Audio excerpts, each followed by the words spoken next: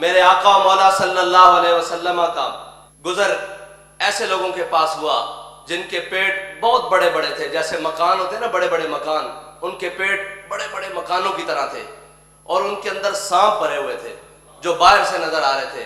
میرے آقا و مولا صلی اللہ علیہ وسلم نے فرمایا جبریل یہ کون لوگ ہیں؟ فرمایا حضور یہ آپ کی امت میں سے سود خور ہیں جو سود کو کھاتے ہیں۔ آپ مجھے بتائیں کہ جب پوری ریاست کا نظام سود کے اوپر چل رہا ہو اس میں کبھی برکت آ سکتی ہے؟ کتنی سخت وعید ہے۔ اللہ تعالیٰ نے فرمایا جو سود کھاتا ہے وہ اللہ اور اس کے رسول سے اعلان جنگ کرتا ہے۔ کیا ہم اللہ اور اس کے رسول سے اعلان جنگ کر کے کامیاب ہو سکتے ہیں؟ ہم اوپر لاکھ ورق چڑھائیں نا ساری باتوں کے کہ جناب ہم اسلامی جمہوریہ پاکستان، اور نیچے تمام معاملات لین دین سے لے کر ایک سوئی کے خریدنے سے لے کر اوپر عالمی سطح کے معاہدوں تک ساری باتوں میں سود شامل ہو، کیا ہم کامیاب ہو سکتے ہیں؟ کبھی بھی کامیاب نہیں ہو سکتے۔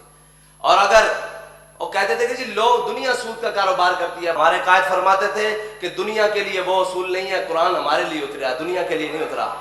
دنیا اس پہ عمل کرے یا نہ کرے اس کے لیے اہم نہیں ہے، اگر ہم نے قرآن کو چھوڑا تو وہ معزز تھے زمانے میں مسلمان ہو کر اور ہم خوار ہوئے تارک قرآن ہو کر۔ قرآن کو چھوڑ کر ہم یہ کہیں کہ ہماری معیشت نہیں چلتی، کیا معیشت درست ہو گئی ہے؟ کیا معیشت درست ہو جائے گی؟ کبھی بھی نہیں ہوگی۔ جب تک میرے آقا و مولا صلی اللہ علیہ وسلم کے فرمان پر عمل نہیں کیا جائے گا کبھی بھی معیشت درست نہیں ہو سکتی۔ ہاں وقتی طور پر کچھ ڈالر لے کر کچھ وقت تو گزارا جا سکتا ہے، لیکن پھر جب سود اپنا حساب لیتا ہے پھر یہ کہتے ہیں جی کہ IMF کے بھی مقروض ہو گئے ہیں۔ تو استاد صاحب نے فرمایا تھا ہم تمہیں ایک نسخہ بتاتے ہیں کہ آج سے اعلان کرو کہ ہم سود نہیں دیتے۔ حقیقت پیسے تب دیں گے جب ہمارے پاس ہوں گے۔ اس وقت ملک ہمارا خسارے میں ہے، بھاگ جاؤ ہم سود نہیں دیتے۔ فرمایا تھا اگر ہم سے مانگنے آئیں گے وہ پیسے کہ ہمیں دو تو ہم کہیں گے ان سے نکلواؤ جنہوں نے آپ سے پیسے لیے۔ ہماری قوم کے لیے تو کوئی خرچ نہیں ہوئے پیسے، بلکہ وہ پیسے تو جناب سوئس بینکوں میں چلے گئے، وہ پیسے تو جناب لندن اپارٹمنٹس میں چلے گئے، وہ پیسے تو جناب سر محل میں چلے گئے، اور وہ پیسے تو جناب زرداری ہاؤس کے اوپر خرچ ہو گئے۔ قوم کو کیا ملا؟ قوم کے لیے نہیں۔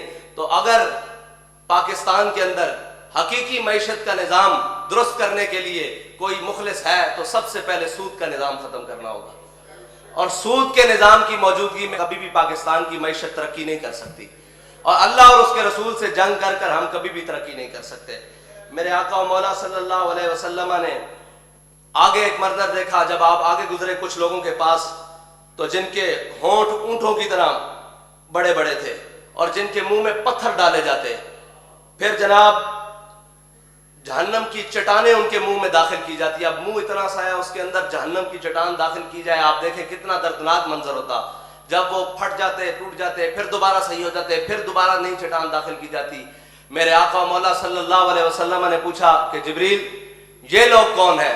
انہوں نے عرض کی یا رسول اللہ یہ آپ کی امت میں سے وہ لوگ ہیں جو یتیموں کا ناحق مال کھاتے تھے، جو یتیموں کے بیواؤں کے پلاٹوں پر قبضہ کرتے تھے، جو یتیموں اور بیواؤں کے کوٹوں پر قبضہ کرتے تھے، جو بیت المال کے اندر زکوٰۃ کے نام پر کرپشنز کرتے تھے، یہ وہ لوگ ہیں۔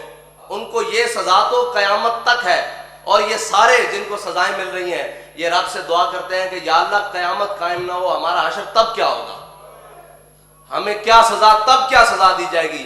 یہ منظر وہاں سے لے کر قیامت تک ہے، اور قیامت کے بعد انہیں دائمی جہنم ملے یا میرے آقا مولا صلی اللہ علیہ وسلم کی شفاعت ملے، یہ تو ایک بات کی بات ہے، لیکن اس دوران جو اللہ تعالیٰ نے عذاب مقرر کیا ہے اس کے اوپر میرے آقا مولا صلی اللہ علیہ وسلم جب معراج کے سفر سے واپسی آئے تو آ کر کہا کہ میں راتوں رات مسجد حرام سے بیت المقدس، پھر لامکاں، پھر سارے معاملات۔ تو جب قریش کے سامنے یہ بات آئی تو انہوں نے ماننے سے انکار کر دیا۔ ابو جہل بھاگا۔ یہ کافروں اور منافقوں کا کام ہوتا ہے کہ جب بھی کوئی اچھی بات سنی تو دائیں بائیں کان لگائے کہ جی یہ بات سچی ہے یا نہیں۔ بھاگا حضرت جناب صدیق اکبر کے پاس آیا، انہوں نے کہا جی ایک بندہ راتوں رات مسجد حرام سے بیت المقدس جائے، پھر لامکاں، پھر آگے چلا جائے، کیا آپ کی عقل کام کرتی ہے؟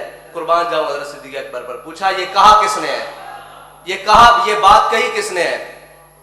اس نے کہا کہ یہ بات آپ کے آقا و مولا صلی اللہ علیہ وسلم نے کہی ہے۔ حضرت صدیق اکبر فرمانے لگے اگر میرے آقا و مولا صلی اللہ علیہ وسلم اس سے بھی بڑی بات کرے تو صدیق ماننے کے لیے تیار ہے۔